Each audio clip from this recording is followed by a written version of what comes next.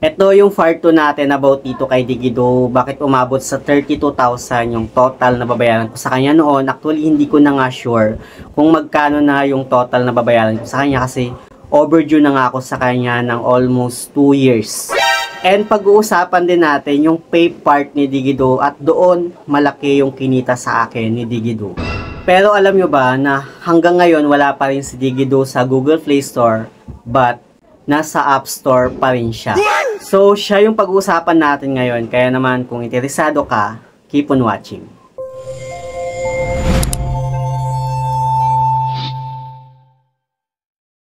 Hi guys, it's Ciel Mariano and welcome back to my YouTube channel. At kung hindi ka pa nakakapag-subscribe sa aking channel, please subscribe dahil palagi akong nag-share ng mga experience ko at nagre-review ng mga online lending platform or OLA. So, ayun nga, pag-uusapan nga natin itong si Digido na hanggang ngayon, rebook pa rin siya, wala pa rin siya sa Google Play Store, pero nasa App Store naman siya, andun pa rin siya at hindi pa rin siya tinatanggal dun. Pero since hanggang ngayon, rebook pa rin si Digido at hindi pa rin siya bumabalik sa Google Play Store, may mga nagtatanong kung babayaran pa ba yung utang sa kanya. Well, yung sagot is nasa post ni Digido. Ayan yung post niya, hanapin nyo na lang guys sa kanyang page at basahin nyo yung kanyang post doon. But for me once na na-revoke yung license ng isang loan application, tinanggal siya sa Google Play Store.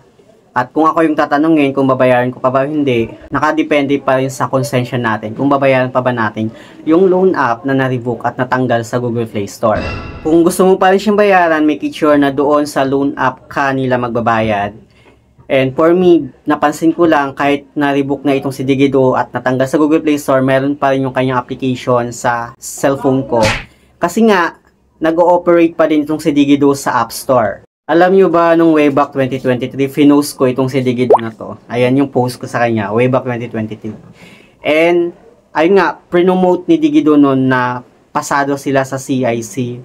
Which is, medyo nainis din ako sa CIC dahil nga, bakit nila pinasa yung ganitong klase ng loan shark na loan application na hindi man lang nila bina-background check na sobrang laki ng kaltas, sobrang laki ng interest na pinapatong, tapos hindi rin makatarungan yung kanyang partial payment or yung kanyang pay part.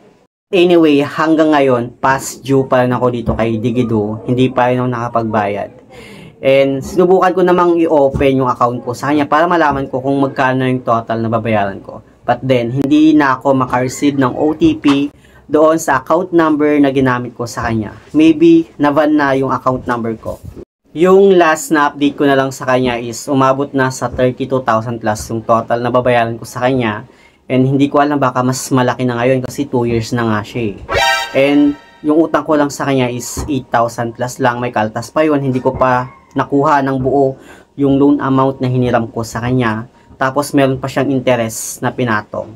So for me, yung 32,000 na fast due ko kay Digido, bawing-bawi pa rin siya sa akin nung time na nakakapagbayad pa ako sa kanya. Kasi nagpe-pay part nga ako sa kanya. At yung pay part na yun guys, no, is for extension. Halimbawa, doon sa loan ko sa kanya na 8,000, hindi ko pa buo na na-receive yun.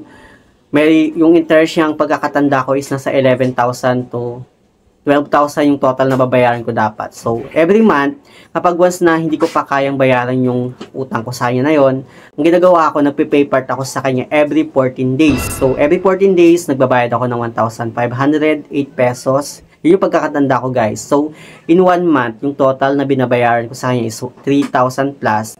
Hindi yun nakakaltas, guys, doon sa loan amount ko or yung total na babayaran ko kay Digido. Sa mga merong Digido account dyan, alam ko na maiintindihan nyo yung explanation ko about dito sa pay part ni Digido. Na which is, ayun nga, if ever na wala kang pambayad or hindi mo pa kayang bayaran ng buo yung loan amount sa kanya, pwede kang mag-pay part kay Digido every 14 days.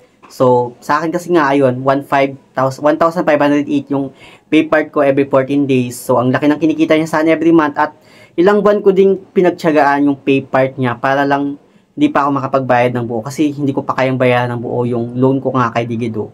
Pero siguro kung yung kanyang pay part is every month na 1,500, mas maintindihan ko at mas siguro mas magiging magaan sa akin.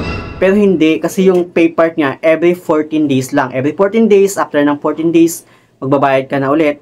Pag wala ka ulit pambayad kay Digido dun sa total amount na babayaran mo, at gusto mo ulit mag-pay part, another pay part ulit ng 1,500 plus. And by that time, na-realize ko na sobrang laki na pala ng kinita sa akin ni Digido. Kaka-extend ko sa kanya every 14 days. Kasi ganun yung nangyayari eh. Every 14 days, extend ako ng extend, bayad ako ng bayad ng 1,500. Tapos hindi pa yun nababawas guys sa total amount na nahiram mo sa kanya. Until napagod ako sa ganung sistema. Hanggang sa na-overdue na nga ako sa kanya, sobrang laki ng penalty ko sa kanya everyday na na-overdue ako. So, nag-decide ako na wag na lang muna siyang bayaran. Hintayin ko na lang na ma-offeran ako ng discount kay Digido or ibalik niya lang yung total amount na nahiram ko sa kanya. But anyway, meron akong vlog about dito kay Digido. Ayan, matagal ko na siyang pinost, yung overdue ko nga kay Digido. Watch nyo na lang guys if ever na gusto nyo siyang panoorin. Or ilalagay ko na lang dyan sa may description box or sa may comment section yung link ng video ko para mapunta na agad kayo doon. Mabuti naman at na-revoke din itong si Digido ulit. Pero I think babalik at babalik pa siya sa Google Play Store. May inaayos na naman ulit sila. Tapos ganun ulit yung kanilang sistema. Ang laki pa rin ng kaltas, ang laki pa rin ng interest. And walang nagbabago dito kay Digido. Ganun pa rin siya, loan shark pa rin siya. So yun lang naman guys yung gusto kong i-share about dito sa ating topic ngayon. Sana meron kayong natutunan. But anyway, sa mga hindi pa pala nakapag-subscribe sa aking YouTube channel, please don't forget to like, share, subscribe, click the notification bell para lagi kang updated sa aking mga susunod na video. Thank you guys, thank you for watching, and see you on my next video. Bye!